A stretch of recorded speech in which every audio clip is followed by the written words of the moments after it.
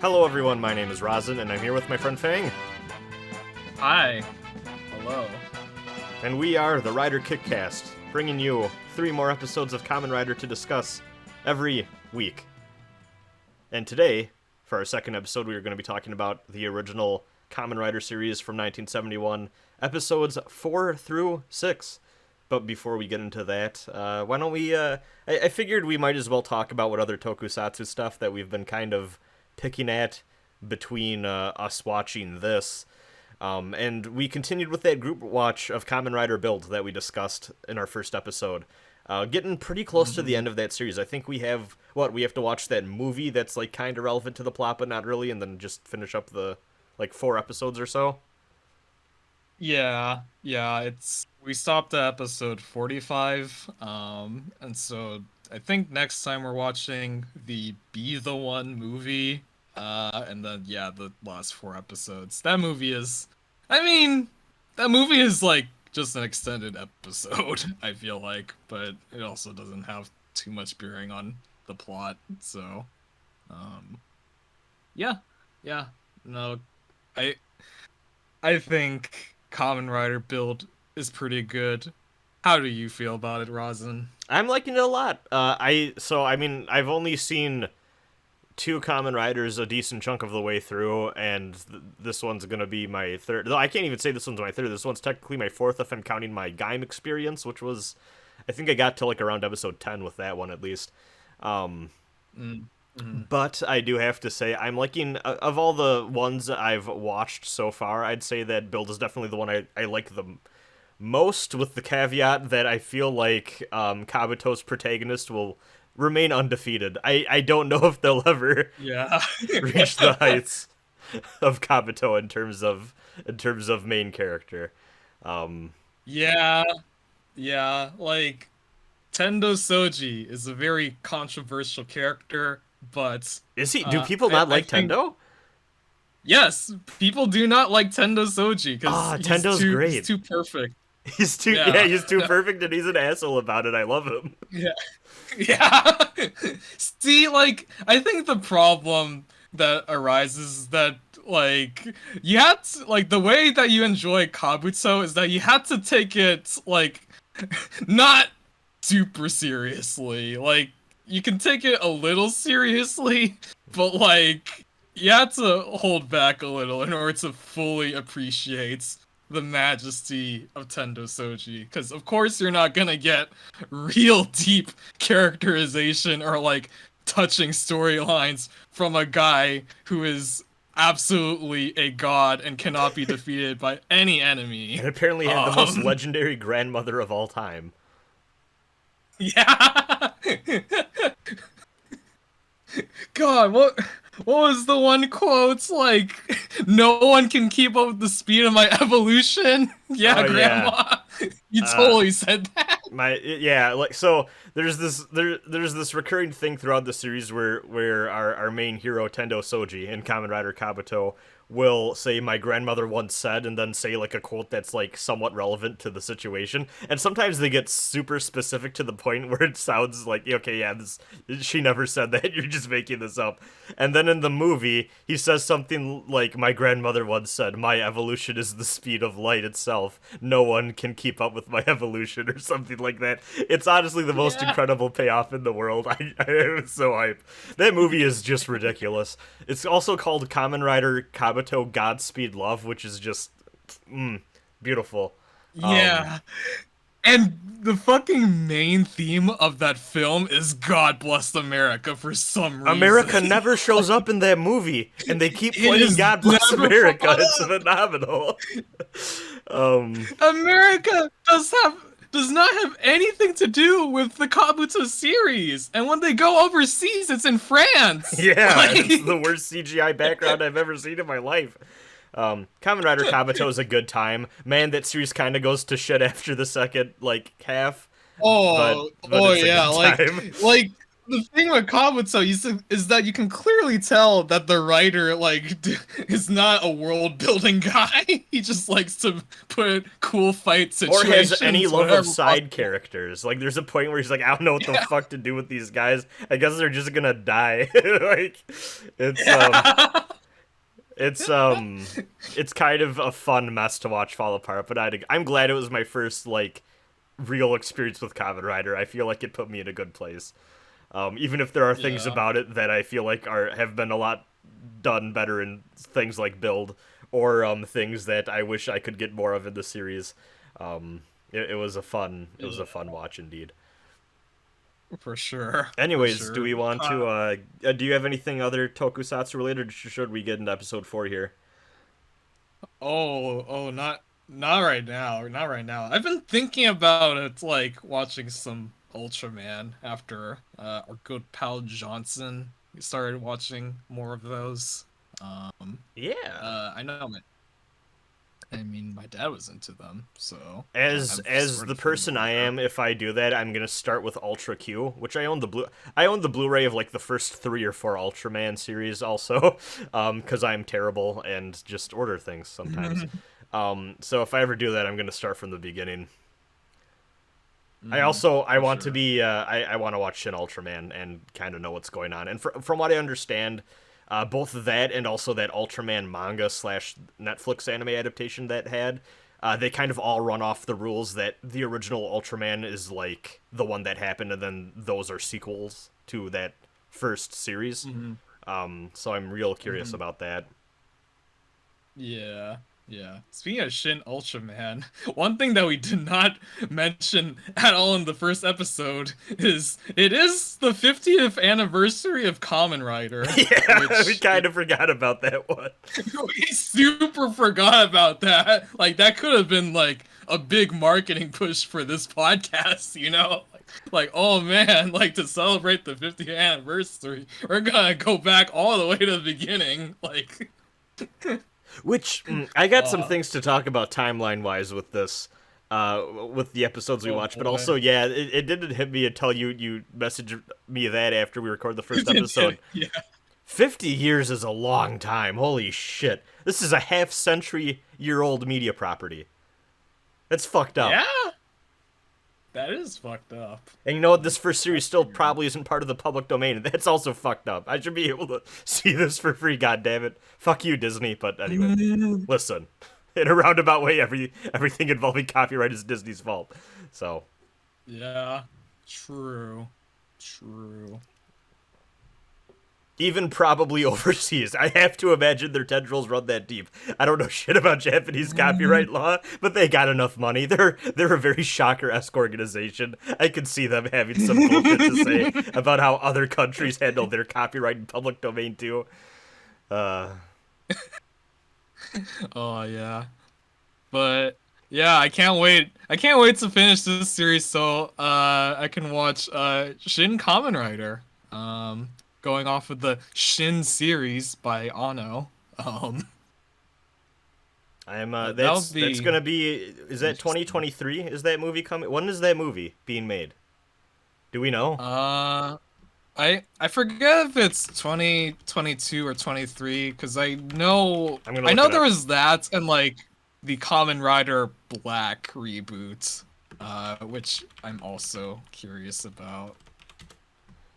I don't know if there is a expected to premiere March 2023. And I gotta say, the poster for this, the art that they made for this thing looks sick as hell.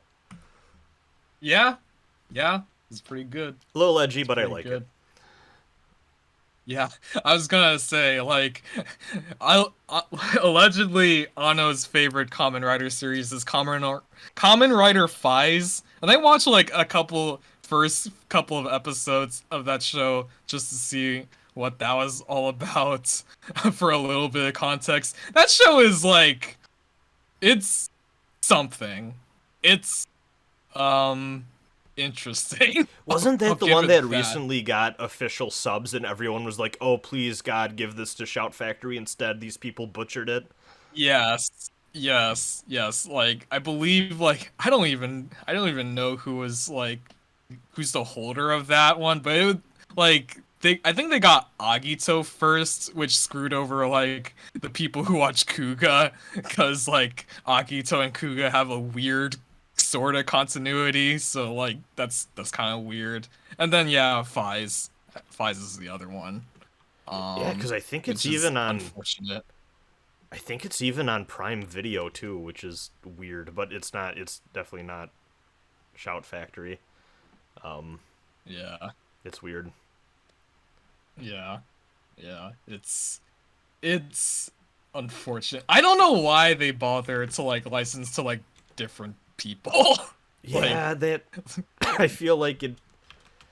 You probably want the consistency with at least trying to get them all together. Well, it's on a channel that you can get for $4 a month called Toku. But I don't know who owns Toku, so. Damn. Yeah. Yeah. But yeah, that I feel like Faiz, at least from the first couple of episodes that I watched, is trying really hard to be depressing and just get the characters into like depressed. Oh god, I can't speak. Like depressing scenarios. Like they're just. I don't know. I'd probably have to give it a more fair watch, but so far I'm like, I'm curious how this will play out. But anyways, we got 3 episodes. Yeah. Yeah. Let's talk about a maybe better Kamen Rider series. I wouldn't know. I only watched like 6 episodes of both. Kamen Rider episode 4 is called The Man-Eating Sarracennian. I didn't grab the alternate episode title if there even was one. The episode begins with Hiromi and Ruriko enjoying themselves at an amusement park. We see them go on popular attractions like a spinning teacup ride and a Ferris wheel. We cut to the interior of the park's greenhouse, a flower orangery, where an older sister and younger brother are looking at flowers. The sister, Yuki, complains to the boy, Kenji, that the flowers are creepy and she wants to leave. However, Ken is having fun and he refuses. Ken asks his sister to teach him about the large Sarracenia on display.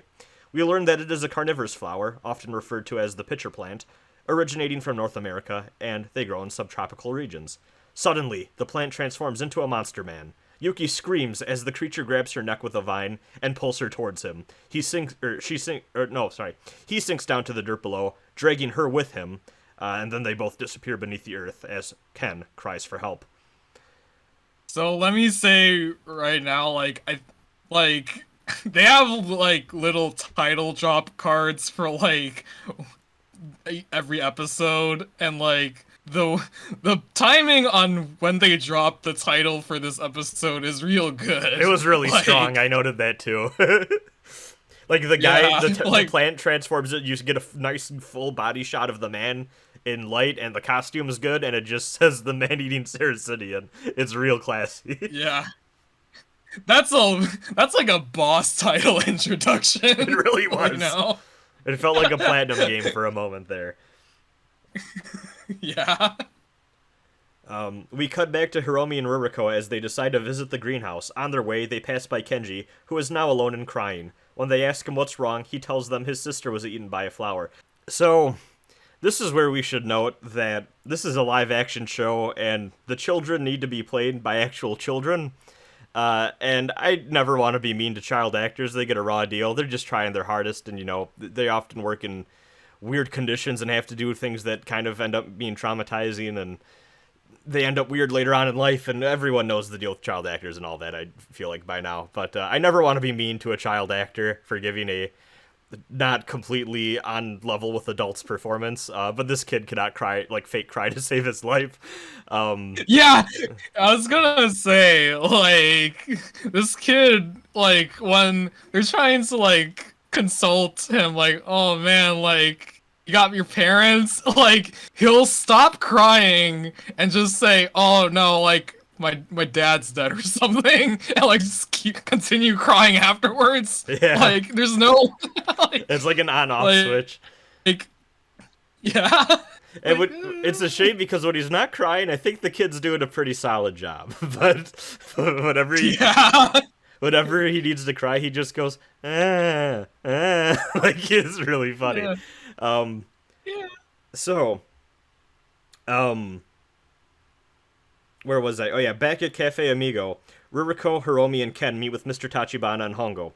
The park staff members refuse to look for Yuki because Ken's story was so strange. That would never happen today. Like, imagine a lone child walking up to a amusement park staff member and going like, "I can't find my sister," and then they're like, "Oh, what happened?" And he goes, "She was eaten by a plant." The amusement park just goes, "Fuck off, kid." Like, Yeah. times have changed. Although one of the cafe workers admonishes the boy for telling lies, we'll learn his name in episode 5. Hongo believes his story. He notes that 6 people were recently reported missing near that very same botanical garden. Ruriko tries to console Ken by saying his sister might already be back home, and that he should go back home so that his mom doesn't get worried. Ken explains that Yuki is his only remaining family, as their mother is gone and their father passed away. Hongo, Ruriko, and Hiromi take Ken back to the siblings' apartment to see if Yuki made it back home. Inside, the sister is nowhere to be found, and Ken cries once more. Okay, real quick, I just want to point out that when the kid comes home to the apartment, he's like, "Oh, big sis," and no one's home, and he just throws his hat down Yeah, onto the good. floor. Yeah, Honestly, big mood, kid. Ugh. It's really funny. Hongo picks up a framed photo of the 2 siblings and notes that they were both just a brother and sister trying to get by in a little apartment, and that Yuki had to be both the mother and father to Kenji. Now that she's gone, he has no one. Hongo bends down to the crying Ken and swears to find his sister so that he doesn't have to cry anymore. In the process, he accidentally grabs the boy's hands a little too strongly, and the boy screams in pain. Ruriko comforts him while glancing at Hongo in anger. Hongo looks at his hands in despair as he thinks to himself, "Has Shocker taken even my ability to soothe a crying child?" This is the point where I paused the thing and then just tweeted out this exchange in 4 screen caps and went, "Man, the show rules. This is great." Yeah, that's a solid moment. Yeah.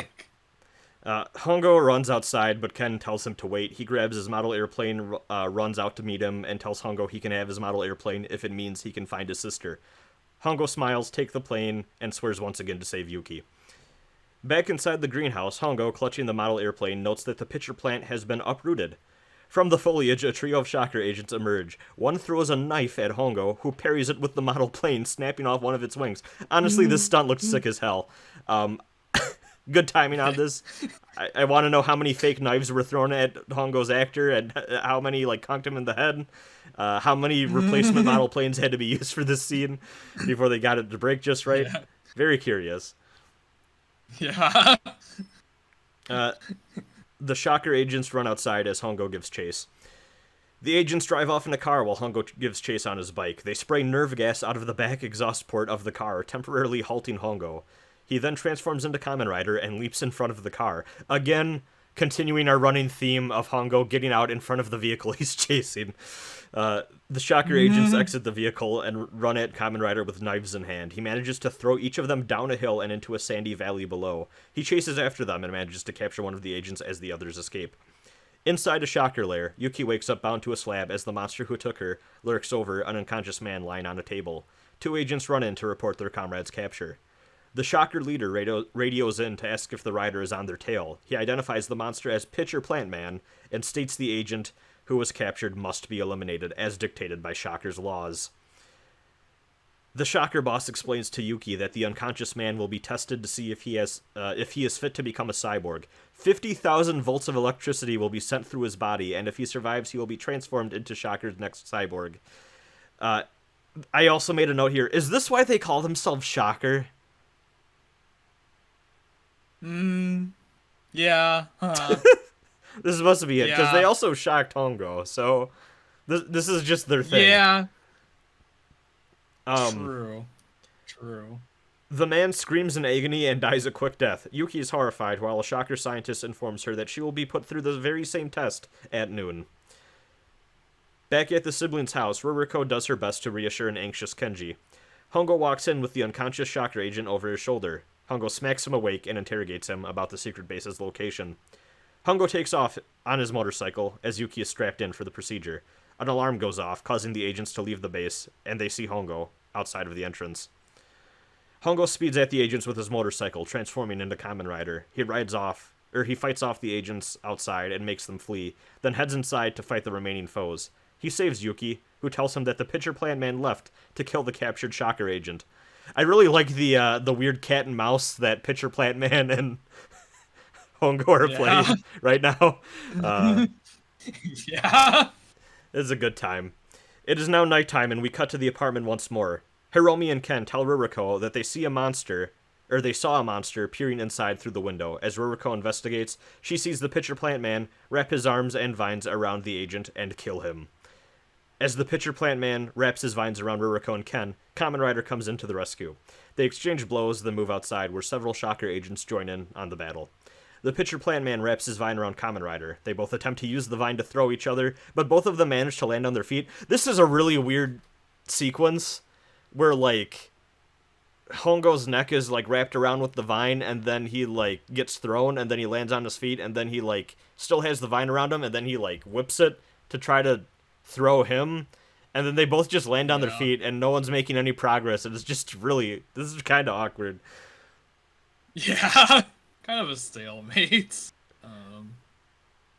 Let's see. They both attempt to use... Oh, yeah, you read that already. Kamen Rider flips into the air and defeats the monster with a rider kick, finishing off the foe. Kamen Rider pats Ken on the head and rides off. Ruriko explains that Knightsman who saved them was the Kamen Rider, but does not reveal to Ken his identity as Takeshi Hongo. Okay. Wait, hold on. So, like, I need to, like, look back at the footage real quick.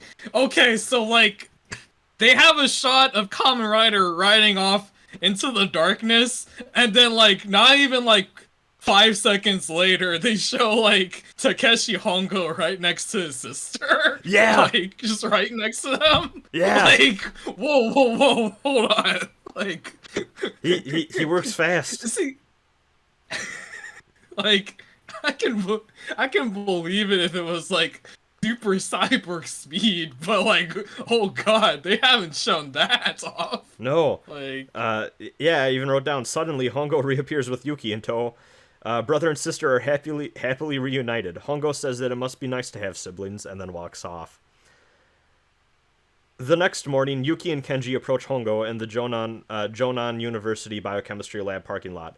Ken notes that Hongo pats his head just like Kamen Rider did. Yuki thanks Hongo, who says Ken is Hongo says Ken is the one who truly deserves the credit for saving her. Hongo asks the boy if he regrets giving him his model plane. Ken says no, because it was a promise between men, which, honestly, good on you, kid. Yeah. Yuki promises Ken that she'll buy him a new model. Ken gets excited and they leave. As Hongo walks towards the lab, the narrator tells us that everyone in the world has someone to support them, like a sibling, a partner, or maybe even a spouse. But Takeshi Hongo, as a cyborg, is all alone in his dark and lonely quest to defeat Shocker. This episode fucking rules. This is, I think, by far my favorite episode of the series we have seen so far. I loved this episode to death. This was great.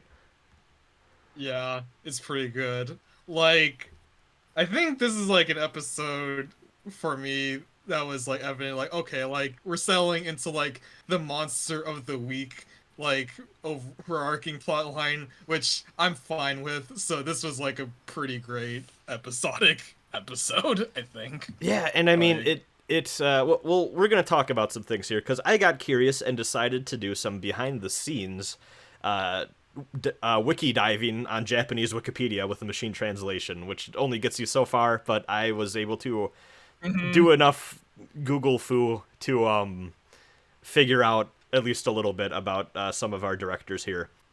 So episodes 4 and 6 were directed by Itaru Orita, who also directed the Batman episode, which I think explains a lot. He worked on a lot of Showa-era Kamen Rider series. He was apparently a fairly meek person when you were talking with him, but he was feared by a lot of actors because of his tenacity, which often resulted in reshoots occurring until sundown. So people just really loathed working with him, apparently. Interesting. Later in life, he became an avid UFO researcher and regularly appeared on TV talk programs to talk about them. Ooh. Yeah. Ooh. And then he passed away at some point, either in the late 90s or mid 2000s. I can't remember. I know that both of the directors I'm going to talk about today passed, but I could not for the life of me remember who died when. But one died in the late 90s and one died kind of like mid 2000s. But yeah, episodes 2, 4, and 6 all share this very similar DNA, and I noticed, like, as soon as I learned it was directed by the same guy, I started to notice commonalities between them. But I do want to shout out Orita here, because I feel like he does a great job for these episodic episodes of really highlighting how people's personal lives are being impacted by Shocker and the pain they cause, and bringing that into our main cast of characters and how they resonate with the pain that these innocent people who don't know anything about the situation are reacting to it, and that motivates Hongo and friends to spur into action and go forward. Just really good storytelling, I feel like, in all 3 of the episodes we've seen directed by him so far. For sure, absolutely. Yeah, I so agree 100%.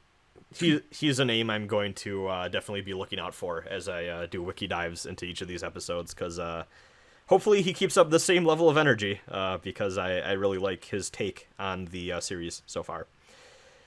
Also of note, episodes 1 and 3 were both directed by the same person, Koichi Takimoto.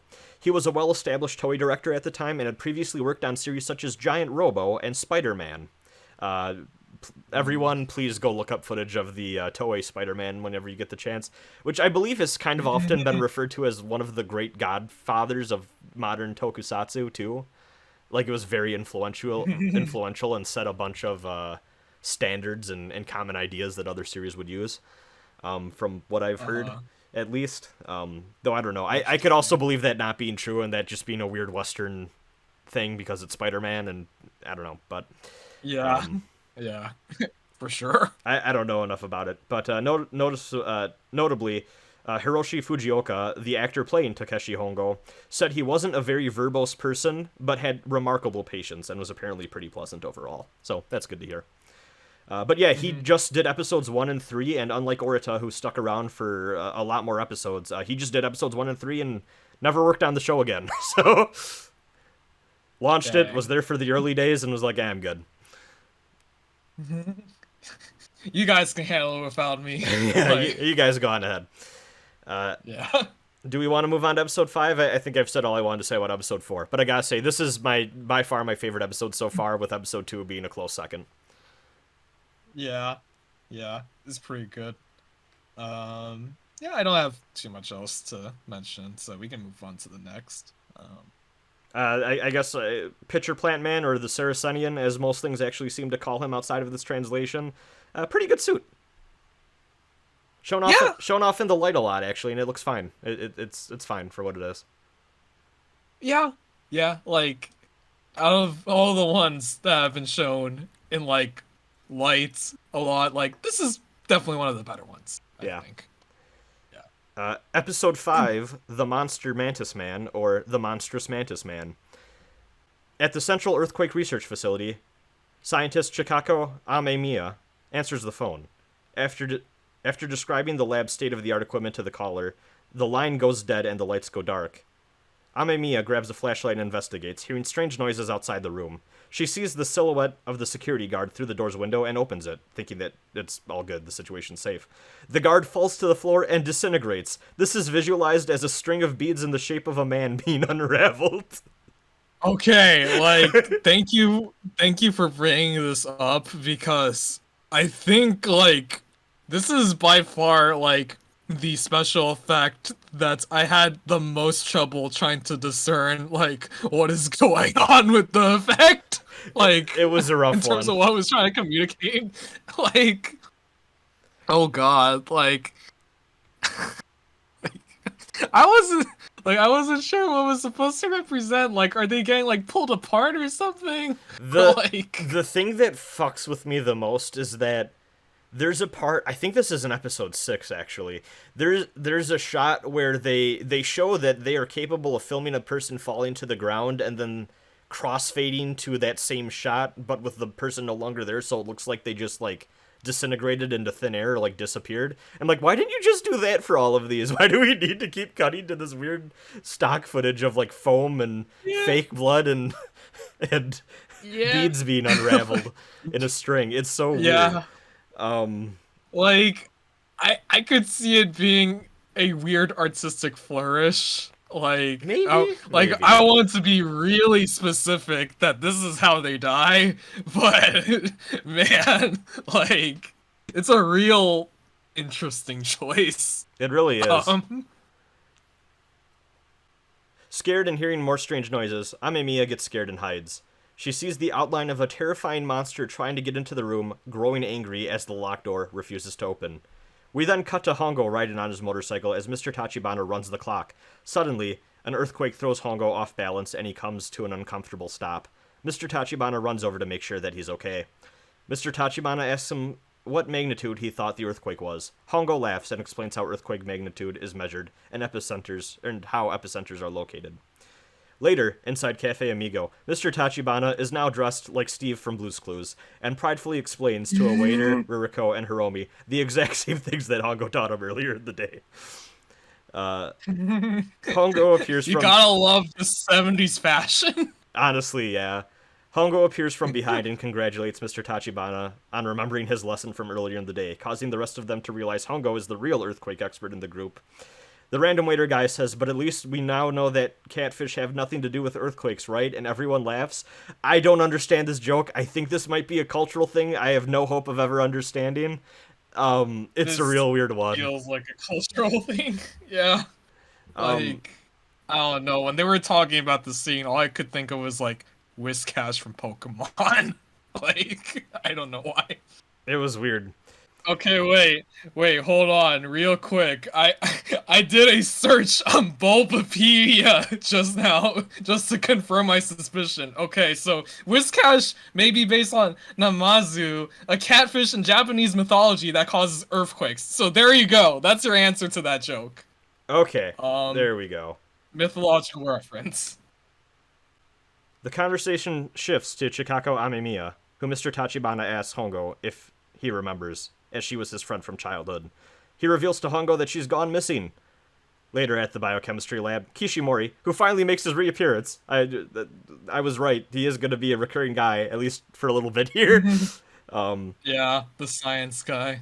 Yeah. I still do not know how much he knows about Shocker or Kamen Rider or anything as he analyzes a cell sample Hongo took from the floor of the Central Earthquake Research Facility. Kishimori is shocked because he discovers that they're from a man-sized insect, which Hongo doesn't seem to really react much to, but Kishimori seems like, what the fuck, a man-sized insect? Yeah. Yeah. Good scene. Hongo believes that there's a link to be made between the cells and a map of recent earthquake activity that he also got from the facility, all of which have occurred on the outskirts of the city, the earthquakes on the map, that is. Hongo notes that it's also strange there's already been 7 earthquakes this year, even if all of them have been mild. Hongo comes to the conclusion that this must be the work of Shocker. Honestly, we're at the point, anytime there's anything slightly off-kilter in these people's lives, it's probably Shocker. We just need to stop assuming. It's Shocker! Yeah. Yeah. It's always Shocker's fault. Back home, Hongo uses a Geiger counter on the map and notices it's been irradiated, reaffirming his beliefs. Hongo speculates Shocker has been detonating small nuclear payloads underground, causing the seismic activity. Hongo realizes that each earthquake has been stronger in scale than the last, leading him to believe that the earthquakes experienced this far have been a series of tests and that Shocker is planning to cause a major earthquake to devastate the city. Okay, I had a question here. The city they're in is Tokyo, right? Because I feel like the next episode kind of confirms this, but I don't know if they've properly said that it's in Tokyo so far. Yeah, it's in Tokyo. I'm okay. Pretty sure. Mo- I think nearly every series in Kamen Rider has been at least in the Tokyo area. Um, That makes sense. Suddenly, the phone rings. Hongo picks up and is surprised to hear Chikako's voice. She tells him she found the base of people trying to engineer an earthquake, and she needs his help. Very convenient she calls right as soon as he came to that conclusion. yeah. As Yeah. Chikako tells him the information, we see the Mantis monster loom behind her, waving his claw in front of her face threateningly. The claw looks a lot like a foam finger. It's very silly. Yeah, yeah. Like it was more threatening as a silhouette. Like Yeah, at the earlier start on. of the episode. Yeah. When we get to see it, because like the rest of him is in shadow, but then the claw comes out and starts to like get real close to her face as she's on the phone, and like it just looks like a foam finger. It's all wobbly and shit. It's really funny. Hongo speeds over to the base and meets Chikako in some tall grass outside, while the Mantis watches from above. She tells Hongo to peek into a nearby hole, then kicks him down into it, which is really funny. Looking back up, Chikako screams for Hongo to help her as the Mantis drags her away. We just go into full cartoon mode as the Mantis begins to lower a big spiky bomb into the pit trap with a rope. Just a Looney Tunes bit right here. Yeah, Hongo attempts to jump up and grab it, but even with his inhuman athletics, it is impossible to reach. As Hongo thinks of a way out, the bomb goes off, and the blast causes the turbine on his belt to spin, transforming him into the Kamen Rider. I want to say here, there's a spot where, like, Hongo tries to jump, and he's like, damn, I couldn't reach it, and then he's, like, pinned up against the corner of the wall. He's like, damn, I can't die here. I still got to defeat Shocker, but I need to figure out a way out of here. And I'm thinking like, oh shit, the timer's getting real close on this. You only gave him 2 minutes, and I feel like it's already been close to that. And I'm like, damn, what quick plan is our hero gonna come up with to like, you know, do some weird like wall kicks to like hop back up, or he's got something to do here. He's gonna have some plan, right? No, the bomb just goes off. And the blast just goes off, and he just survives. And he survives. The blast was enough to trigger his transformation. I kind of called it bullshit on the fact that he fell down that pit, which is a very, very tall fall, by the way, and he didn't transform from the fall, which was a little goofy. Especially because in the next episode, there's also a pit trap that he falls down, and that is enough to get him to transform because of the wind. But whatever. Yeah. Yeah. The rules are not consistent for Hongo's transformation. No, absolutely not. It's whatever they need, which is fine. He jumps out of the hole. As long as there's motion. Yeah.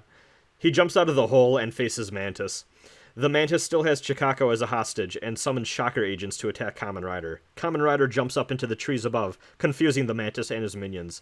As they search, Kamen Rider jumps down and confronts the Mantis. As he attempts to escape with a jump, Kamen Rider meets him in midair and grabs Chikako. Kamen Rider puts her down and fends off more Shocker agents. And by puts her down, I really mean he kind of shoves her off to the side. It looked a little rough. Hope the actress was okay. Until the Mantis grabs him by the neck with a chain, Kamen Rider manages to free himself and jumps away, fleeing the scene with Chikako in hand. Back at Shocker Base, the boss of Shocker commands the Mantis to retrieve Chikako, as her expertise is required to make Operation Artificial Earthquake a success. Also, I feel like we haven't described this enough so far. Anytime I say the boss of Shocker or the mysterious Shocker leader or any sort of epithet like that, what I'm talking about is this guy radios in from a giant glyph on the wall of an eagle standing atop a globe. With like a glowing green gem that activates anytime the voice turns on. We're gonna see this guy at some point, you think, right? Like, is this gonna be the final boss of the show? Oh, absolutely. Yeah. Oh, absolutely. I wonder when we'll first see him in person, because I feel like that'd be a thing they do around the halfway point, maybe. It'd be real weird if we only finally see him at the end. Yeah, I mean, I could believe it going either way. Yeah. Like, at Cafe Amigo, Shiro the waiter, we finally get a name for this guy. This is the waiter who we first were introduced to last episode, who told the kid to stop telling adults lies. He rushes over to Ruriko and Hiromi and tells them he saw a giant mantis monster. Ruriko goes to check it out alone, and just as soon as she says there's nobody there, the camera pans up to the Mantis Man perched on a ledge above. Back at Hongo's apartment, Chikako rests in bed while Hongo reflects on his childhood memories with her. Chikako wakes up from a nightmare, muttering something about a major earthquake, a mantis egg, and 4 p.m. I also want to note here that there's a weird scene where Ruriko hears Hongo reminiscing on him playing tag with the neighborhood boys in Chicago, and Ruriko goes, "Hongo, you used to play tag?" And I'm like, lady, name me one child. Name me one child in this world who did not play tag when they were growing up. Yeah. I would love to meet that person. Yeah, this obscure game known as tag. It's very funny. Oh god. Yeah, that's so weird. Like, it's not like Hongo, like, had his history changed when he became Kamen Rider. Like, he was just a regular guy and a regular kid. Like, maybe he's super smart and super, like athletic, but, that doesn't mean you don't play tag. Like... No, how do you think he got that buff? Started practicing early. True. Expert tag expert. Yes. Oh god. Hongo presses Chikako for more information, but she refuses to cooperate, telling him she doesn't know anything, and Chikako isn't even her real name. As Hongo grabs her to keep her from leaving, she recoils back in pain, and Hongo once again feels despair because of his enhanced strength. Okay, so I know I praised this exact same situation happening last episode. You can't do it twice in a row. Yeah! Yeah. A little less impactful this time. Yeah, here is just a reminder that Hongo's really strong. You can't control his own strength. Yeah. Yeah, I liked it the first time in the first episode where he breaks off like a faucet, and then this episode here, or the episode prior where he grabs a kid's hands too hard. But they kind of do the same thing that happened last time. It's if you're gonna do that, I'm fine with us getting regular reminders that he can't control his strength and that affects his life. But I don't want to. I want them to be a little more creative with the examples they give. Give me him crushing a glass of water when he gets angry or something, and not real. I know that's a little cliche in and of itself, but something different each time would be lovely. Yeah, just something. Yeah, just spice it up a bit. Definitely did not have the same thematic weight here. Unhinges a door that he swings open, just anything. Yeah. The Mantis suddenly appears inside the apartment, attacking the group without warning. Hongo fights back, slapping something onto Chikako's wrist during the struggle, presumably a tracking device. As Hongo engages the Mantis, Chikako hits him from behind with a lamp, which is good enough to knock him unconscious. It also distresses me greatly that Shocker just seems to know where Hongo lives, and Hongo seems pretty fine about this, actually. Yeah. Yeah. Oh god. Also real quick, is it gonna be a recurring thing throughout this show that it's all of Hongo's past loved ones, friends, rivals are just gonna be helping out Shocker? Possibly. We'll have to keep it going. Honestly, it reminds me of a comic series that I have very limited comic experience, but one of my favorite comics that I read back in the day, and I ran multiple runs of, is the comic Hellblazer, which is an occult detective type deal from DC in their old Vertigo imprint.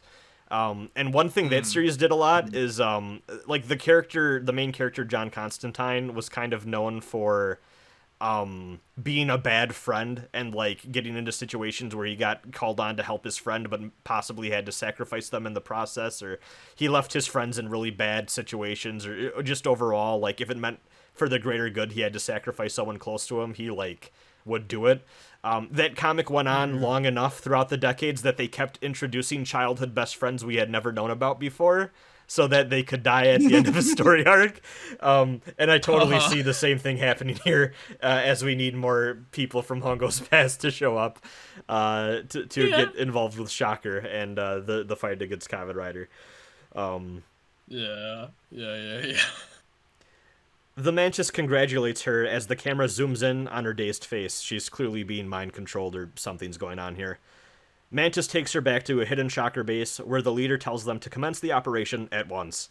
Hongo rides towards the base, but is stopped as a line of oil on the path ignites into a wall of flame. Standing against the flames is the Mantis. The shot was cool as hell. Yeah. Hongo and the Mantis fight, but the Mantis flees after a short while. Hongo jumps back onto his bike and gives chase. Hongo transforms into the Kamen Rider, jumping his bike over more burning oil. Chicago finishes preparing the underground nuclear detonation, and the leader of Shocker commands her to sleep. Kamen Rider chases after the Mantis on foot back to their hidden base. Shocker agents appear and attack Kamen Rider. After grabbing one and asking him how to stop the explosion, the agent starts to say something about a Mantis egg, similar to Chicago in her nightmare. Kamen Rider asks if the Mantis egg is the nuclear bomb, but before the agent can answer, he is pierced by 3 poison darts, disintegrating him as the unraveling strings of bead effect is used again. Love to see it. You'll love to see it. Kamen Rider notices... Oh, yeah? I do like... Sorry. I do like the recurring thing of, like the Shocker agents disintegrating in a similar way to, like, how the Monstrous powers work per episode. Yeah. Like, I think that's a cute detail. Yeah, the minions under whatever monster they're fighting for that week is they're very linked. Like, if they make a weird, dumb, like, hissing noise or something, as a lot of them are wont to do, the minions will also make that same type of noise, which is really funny. Yeah. Kamen Rider notices a white sphere in the corner of the room and fights his way through the Shocker agents and Mantis Man to get closer. He brings his fist down, smashing it as the clock ticks dangerously close to 4 p.m. I also kind of like the idea here that this was a suicide operation, that, like, this bomb was clearly going to go off with Mantis Man and all of his agents in Chicago inside. They were apparently fine with this. Yeah. So, the Mantis Man is defeated with a rider kick. His minions all fall to the ground screaming, disintegrating as well, and the beads effect is once again used. Kamen Rider walks over to the sleeping Chicago and tells her not to wake up yet, as he is neither the little neighborhood boy Takeshi or the grown-up Hongo, but a cyborg who has been forced into battle against Shocker, and it may never end. This episode was directed by Hidetoshi Kitamura, who also directed episodes 8 and 13 of the show as well, and a few episodes from some other contemporary tokusatsu shows. But there's not a lot of information about this guy online. I tried looking him up, and it seems like the only stuff he really appears on is other fandom, like, dedicated wikis for other toku stuff. He doesn't really have, like, a main Wikipedia article of his own, it looks like, and there just doesn't seem to be a lot of info about the guy out there, so he just kind of seemed like a real workman episode director for Toei, it seems like. For sure. How did you feel about episode 5? It was alright. Like, I feel that's like... kind of how I landed with it too. It was okay. Nothing wrong with it, but, like, it didn't stick with me particularly closely. Yeah. Like, I think the biggest thing is, like, it kind of... I feel like it treads the same ground as, like, some of the previous episodes. Like, as we were talking about with, like, the hand thing, the hand device that was reused from literally the previous episode, like, it's another, like, childhood friend arc who betrays him sort of episode. And similarly to, like, episode 3, like, they don't dwell too much on, like, the aftermath of, like, oh, well, I dealt with my friend who went behind my back. Do we explore the emotional implications of that too much? No. Like, yeah, they don't even really, like, show if she's fine after getting mind controlled. Yeah, right? Like, she could still be out there plotting something. Yeah, like, it's yeah, like, it's not a huge deal. It's not a huge deal if they want to do things one and done. Like, that's fine. But yeah, yeah, nothing that stands out too much. I kind of like the Mantis Man outfits. I think. Yeah. I don't like the noise he makes. It is the worst monster noise we have had, I think, so far. Yeah, It, yeah, that's that's a it's a real noise. high pitched screech, and they keep using it. And I'm like, God, how did no one making this show go back and watch this and not have a headache? It's so obnoxious to hear. Um, Yeah, like I do like how like Mantis Man got that big belt. Like it kind of feels like Kamen Rider like adjacent with like that and the bug eyes, which I mean, of course it's Mantis yeah, Man, so green bug, that makes sense. yeah. But yeah, no, like I feel like other than like maybe like the oil stuff, like the main special effect they used It's the is by beads. far the worst one. Yeah, like that's like the one that has taken me out of the experience the most so far out of Yeah. all of the shorthands that they've It, used. and like you Like, said, it's because it's like, what is this supposed to be communicating to me in this situation right now? It's so unclear, really. Um, yeah. And like I can maybe see you could maybe argue like there's a connection to like the mantis egg thing being like a white ball. Like the little beads are also little white balls following that egg theme, I guess. yeah. I guess, but it just doesn't like it's just not very clearly communicated. Like I can tell that like they have the beats arranged in like the vague silhouettes of like the people that are dissolving or like unraveling, I guess, on the floor. So they were trying something. I don't know if it necessarily works, Yeah. but they were trying something. Do you want to move on to episode 6? Yeah. Yeah, episode 6. Episode 6, The Grim Reaper, Chameleon, or The Deadly Chameleon. This episode, as I stated, was also directed by Itaru Orita. A mysterious figure lurks in the nighttime darkness outside the Tsunada Gallery. Inside, Lieutenant Commander Tatsuo Tsunada hears a noise and looks out the window, but can only hear a barking dog in the distance. As he turns around, he sees a black swastika painted on the wall. As Tsunada reacts with disgust, a voice calls out to the former submarine captain from the darkness, requesting the location of a Nazi secret he buried 26 years ago. Tsunada denies knowing anything about a Nazi secret. The voice replies that he is death itself, and if he values his life, he should spill the beans. Tsunada ineffectively throws a box into the darkness, and then the voice laughs at him. Very funny. Chameleon Man appears from the darkness and grabs Tsunada. The monster tells him that Shocker already knows that he is the only man left alive who knows where the secret is buried, and it's no use playing dumb, or else harm might come to his daughter, who is in the hospital. Chameleon Man disappears once more and forces Tsunada to walk outside. Ruriko, Hiromi, and Shiro happen to be walking nearby, see the man, and think he's returning from the bar because of how he's walking.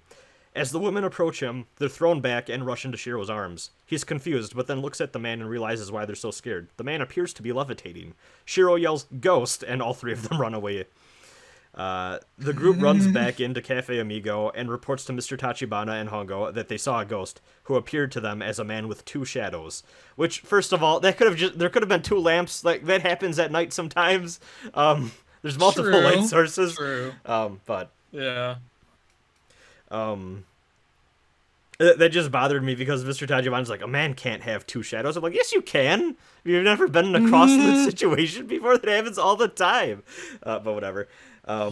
I'm sure that's not what they meant either. They probably meant like there was two distinct shadows, not like a cross thing. Yeah. Hongo leaves to investigate and hears the sound of someone being dragged. We cut to the hospital where Tsunada's daughter, Yumi, is making a gift for her father. Chameleon Man enters the room with Tsunada, ordering his Shocker minions to grab Yumi from the bed. Tsunada is woken up by Chameleon Man, who orders his agents to torture the girl until her father talks. Real rough one there. Tsunada glances over to a nearby ship model. Chameleon Man asks if they're supposed to look inside it, which Tsunada reluctantly confirms. Just as an agent is about to grab the model, an arm reaches in from the window and yanks it away. Hongo jumps in and easily dispatches the agents, harming Yumi. Mr. Orita seems to have a real thing for models, I noticed, between this and episode 4. Both relevant to the plot in weird ways. One a plane, one a boat. Just a weird little quirk of his that I noticed. As Hongo fights the remaining agents, the lights go dark for a moment. By the time they turn back on, Shocker and their captive, Tsunade, have disappeared. Hongo rushes to Yumi's side to console her. Yumi tells him that he's a nice man, and that he can borrow his father's special model if he wants to. Man, how many models is Hongo going to steal from children by the end of the series? Listen, this was... The problem here is this was still 8 years too early for Gundam to show up here. But if they if they can get some pre-Gunpla ass mecha model bullshit going on in here, I'll be all game. Takeshi Hongo's Gundam Gunpla. Oh god. 8 years too early. 8 years too early, but maybe in future Kamen Rider. Back at that should be the next line of ads that Toei runs, you know? Like, oh man. We got the original actor sponsoring the latest Gundam. I don't know what latest model kits there are for Gundam. You know more than Hathaway's Flash. There you go. Go get him. There you go. Back at Cafe Amigo, Tachibana and Hongo open up the model and discover an old map hidden in the bottom. Mr. Tachibana identifies the location on the map as the upper banks of the Tama River. Is this a real river? I kind of wondered that. Let me look this up real quick. I'm sure it is, but I'm just curious. Yeah, Tama River. It's a real river. Major river. Yep. Yeah. Good to know. Good to know. Oh, this is a real pretty looking river. Anyways, back to the summary. I was just curious if that was real quick. Hongo rides over to the location and sees that it is currently a dam construction site. As in a construction site for a dam, not a goddamn construction site. Nearby, some workers detonate a mound of earth and uncover a hidden cavern hidden between the earth. The group of 4 have their curiosity piqued and decide to investigate, wondering if there's treasure inside. A fireball emerges from the depths of the cave, and the workers panic, thinking that it's a ghost. As they run out in fear, the camera zooms in to a box with a swastika painted on its top. Hongo speaks to the workers and then rushes into the cave after they tell him about the ghost. Chameleon Man looks at him from a nearby mound of dirt with a pair of binoculars. Which also made me curious, because I assumed that the ball of fire that the workers saw was Chameleon Man trying to get them to leave. And I'm like, wait a minute. That must have been a real ghost. Or some weird shocker mumbo jumbo. I'm gonna be so pumped if like real ass ghosts start showing up in the series. That'd be sick, honestly. Hongo exits with the box, which excites the chameleon. Now he doesn't need to go in there and grab it himself, which honestly wasn't even that hard. Literally, it's just a box that was on the ground of this cave. You just needed to walk through, dude. Not that much of a hassle. The workers did more of a job uncovering this thing than Hongo ever did. Hongo rides down a road with his box in tow, pondering the connection between the Third Reich and Shocker. We then get a bunch of Nazi and Hitler stock images, as a little montage. It's not even footage, I don't think, right? Isn't it just, like, still images, like photos? Yeah. Like, just a weird little quick montage, quick cut slideshow. It was like, oh, damn. 2 trucks full of Shocker agents ambush him as he's thinking about the Shocker ties to the Nazis. He transforms into Kamen Rider and fights them, resulting in a sword fight at the rocky construction site. Like, he literally grabs a sword from one of the agents attacking him and just has a fucking sword duel with a bunch of assholes. Really cool. Really cool. Yeah. I've also identified they've used the same rocky incline in previous episodes. I'm like, you're reusing the same locations, I see. Yep. I'm sure we'll see a lot more of this little rocky patch here. Kamen Rider grabs an agent and asks him to reveal the connection Shocker has to the Nazis, but the man dies in his arms and disappears as he falls to the ground. I wrote here, Hongo needs to stop grabbing people and interrogating them when other people could possibly be around. Like, you need to... This is like the third person you've grabbed and tried to get information out of, only for that dude to die a miserable death as they're struggling to reveal to you the information. You need to get them behind a rock or something. This keeps happening. Yeah. We're 6 episodes in. 3 episodes, I think, have had the same sequence play out. That's a 50% rate of this happening. Big IQ, not a lot of combat intuition. Yes, I love that we're learning this about established Hongo. Yeah, we've established this. Yeah. Kamen Rider flees on his bike, thinking about opening the box to reveal its contents. The Chameleon watches from afar, wondering if Hongo has any weaknesses. Inside a Shocker base, the leader addresses a group of scientists loyal to Shocker.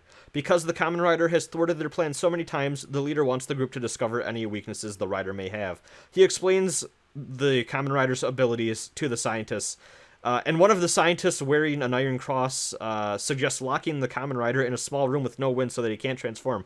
This scene is incredibly funny because he's like, okay guys, we're fighting an enemy that can transform when wind hits his belt. What genius idea do we have to make sure that we can beat this guy? And one of the scientists just immediately goes, why don't we lock him in a room where the wind can't reach the belt? And the Shocker leader's like, oh my god, you're a genius. And it's like, oh, oof. Man, like, I kind of mentioned this after, like, the first episode, but, like, I kind of like how grossly incompetent Shocker is. It's really just funny. As, like, a fascist party. Like, we need, like, the biggest brain geniuses to say, oh man, like, wind-based transformation? What if we just took out the wind? Like, thank you. This is why we brought you on to our glorious organization. Like... Yeah. Hongo meets Oh back my up with God. Tachibana and Ruriko. He takes the box to a scientist named Dr. Abe, back at Jonan University, I believe at least, who states the box is made using a special alloy and has no lid, despite the fact every time we get a close-up on the box, it clearly has a lid, because it's just a box. Yeah. Hongo leaves the box in Abe's care for further research. Ruriko and Hongo decide to visit Yumi. Ruriko is afraid of Yumi ending up like her, left all alone because of Shocker's murderous ways. Suddenly, Hongo realizes their taxi driver isn't taking them the right way. He stops the car and turns around, revealing himself to be the Chameleon. The dividing glass barrier of the taxi rolls up, and the Chameleon hits a switch. Gas fills the rear part of the cabin, causing Hongo and Ruriko to faint. Shocker agents bind the two and throw them off a bridge. Oh wait, no, sorry, they don't throw them off a bridge. They place them onto a bridge, and then onto the tracks of the bridge, which it's a rail bridge, so there's a train running through this thing. Mm-hmm. As soon as the agents leave, the narrator explains that Hongo's superhuman abilities allows him to recover 10 times faster than a normal person. As he wakes up, he sees a train is approaching, blaring its horn. Hongo breaks free of the chains he's wrapped in, grabs Ruriko, and dodges the train by hanging underneath the bridge with one hand latching onto the bridge's underside, and the other carrying Ruriko. We cut to Mr. Abe exiting his office back at Jonan University. Mr. Tachibana and Shiro meet him outside, checking up on him at Hongo's request. Mr. Abe makes a lighthearted quip about Hongo being paranoid about someone stealing the box and then heads home. Lingering outside the office, Mr. Tachibana is mad that Hongo isn't there when he was supposed to be and tells Shiro to call him. Tachibana then sneaks into the office as Shiro is attacked by the Chameleon. So, I didn't get this. Did Hongo agree to have Mr. Abe look at the box and then change his mind, or just be like, oh, Mr. Tachibana, go steal the box back? Like, what was the plan here? I don't know. I don't know. Like, maybe he just didn't want it being left there overnight, and he would have replaced it first thing in the morning before the guy came in.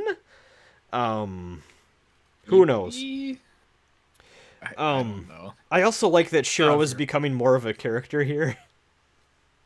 Yeah. He doesn't have much of a personality, but he's he's doing things. He's there. He's contributing. He's contributing, yeah. Well, I guess there was that part earlier in the episode where when the two women saw the two women saw what's his name? I forgot his name already. I need to scroll up. Tsunade, yeah. When the two women saw Tsunade and freaked out, they kind of run into his arms and he's like, "What are two empowered ladies like you so afraid of?" And then Yeah, yeah, that line killed me. Like, you two empowered woman. yeah, it was you two empowered women. He's like, "What are you two empowered women so afraid of?" That line is so fucking funny to me. Like, I wasn't expecting it from wording on this. that Yeah, subtitle. yeah, I wasn't expecting it from this show. Anyways, yeah. So Tachibana sneaks into the office. Shiro is then attacked by the Chameleon as he goes to call Hongo. Shocker agents descend upon Mr. Tachibana, knocking him out and taking the box. As an alarm activates, they rush out while Hongo jumps down from the ceiling, grabbing one of the agents and knocking him out. Inside the truck, transporting Chameleon Man and his agents back to Shocker headquarters, we get a close-up of Hongo, who has disguised himself using the uniform and mask of the agent he grabbed. He is excited about the prospect of being able to infiltrate the main Shocker HQ. When we reach Shocker HQ, it is revealed to be near Lake Biwa. The Chameleon presents the box to the Shocker leader. The leader summons Dr. Heinrich, who is the Iron Cross-wearing scientist we saw earlier. The scientist explains that with the box in their possession, Shocker will have complete control of the world's economy. The Chameleon asks how the box is open, and the doctor explains that the box emits a frequency with a unique wavelength. The box will only open if a matching frequency with the same wavelength hits the exterior of the box. As Dr. Heinrich pulls out a small audio device with a swastika on it, the leader of Shocker tells him to stop. He's received an emergency transmission from the Shocker Tokyo branch. One of the Chameleon's minions was left behind in Tokyo, meaning that one of them that returned must be an imposter. Hongo rips off his mask and then goes on the offensive. However, Hongo falls for a pitfall trap and transforms as he falls into a room below, as the episode closes on a cliffhanger. First two-parter, I'm assuming. Yeah. Like, I was honestly kind of surprised. Like, I didn't expect to see two-parters in this show for whatever reason. I was thinking we'd have to get to him eventually, considering the show's length, but I didn't think we'd get to him this early. I was a little surprised by that. Yeah. Like, oh man, like, I really like this episode just because, like, I'm now morbidly curious about what the hell is in the box. Like, yeah, we don't learn what's in the box.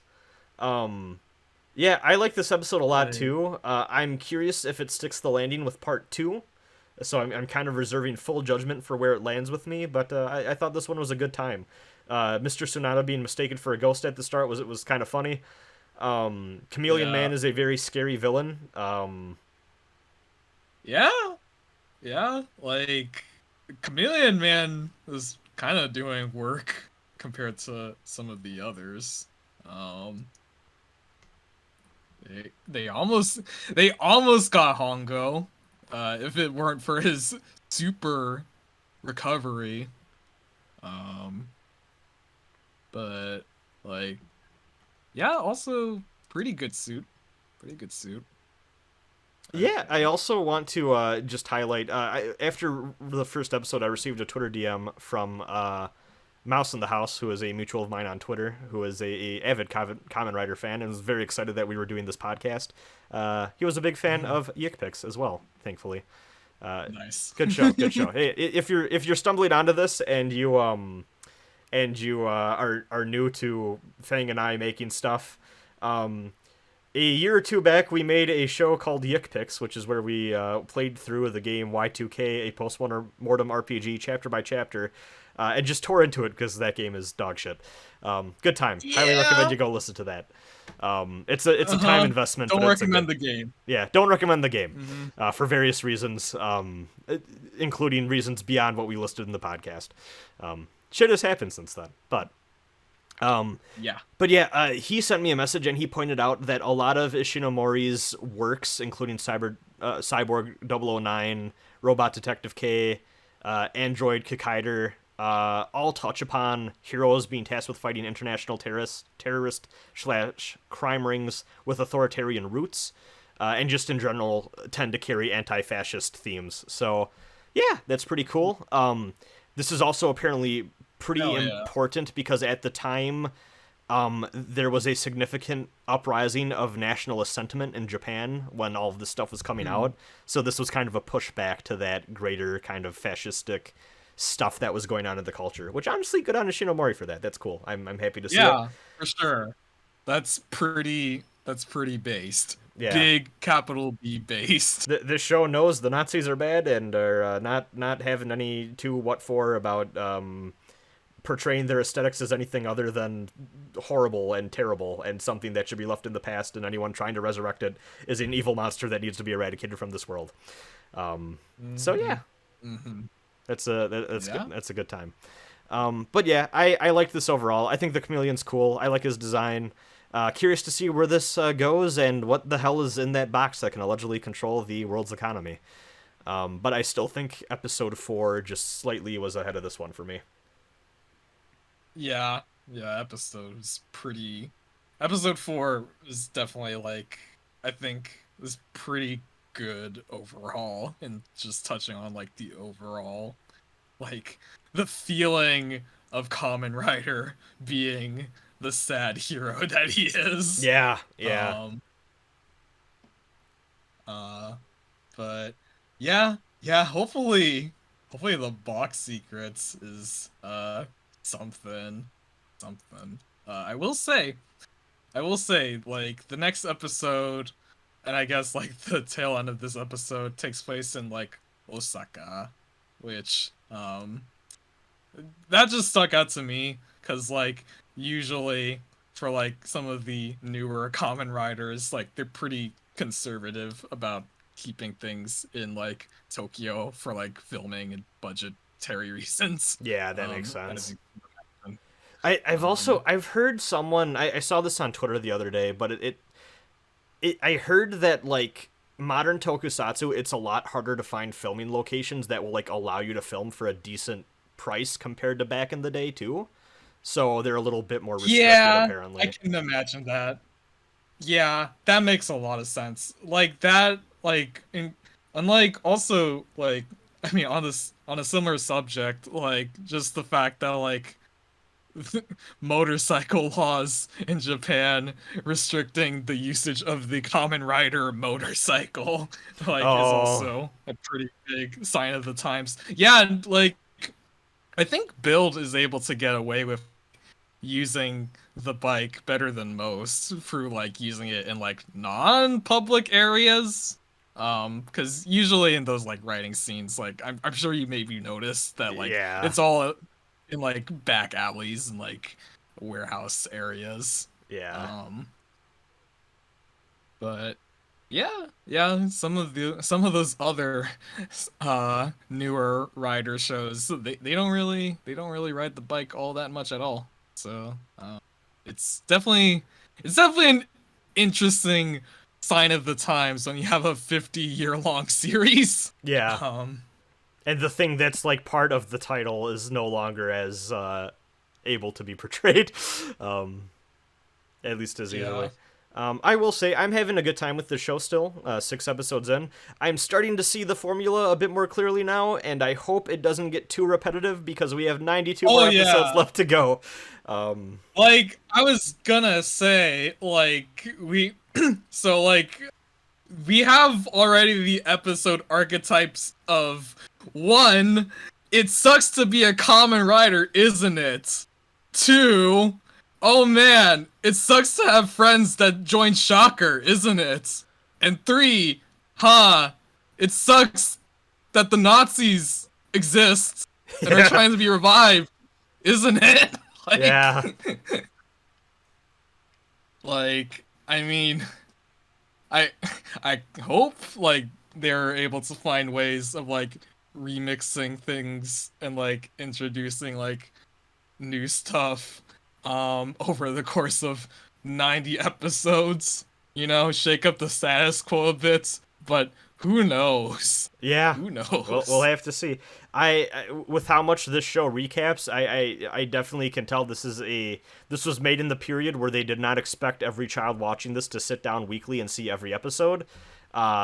These are all supposed to be self-contained stories, so I feel like they could, back when this was airing, they could definitely get away with that shit way more than us watching this binged and taking notes is not how this series was meant to be. Was clearly not how this series was meant to be enjoyed. So hopefully that doesn't bite us in the ass. But the show is what the show is, and we'll just have to grin and bear it, and hope that things are remain interesting and spiced up enough to continue having a good time with each one. Mhm. Because when that happens in shows like this with a bunch of episodes, it always sucks when you get to an episode that's like, yeah, this is fine, but like it was done better these other 2 times. That can be a real bummer. Yeah, definitely. Like, yeah, but time will tell. Time will tell. And I don't have anything else I want to talk about. Or you got anything else you want to talk about? Not really. I think I said most of what I had to say. Same stuff. We hit about a little under an hour and a half, which is good time. Good time. This probably be what most of these will be like, depending on how much stuff we gotta talk about and how meaty these episodes are. Which I feel like most of them probably won't be super meaty and in depth, but who knows? Every now and again, maybe we'll hit a big one we really want to talk about and dive into. Yeah, for sure. All right, I guess that's it for us then. See ya, everyone. Thanks for listening. Yep. See y'all.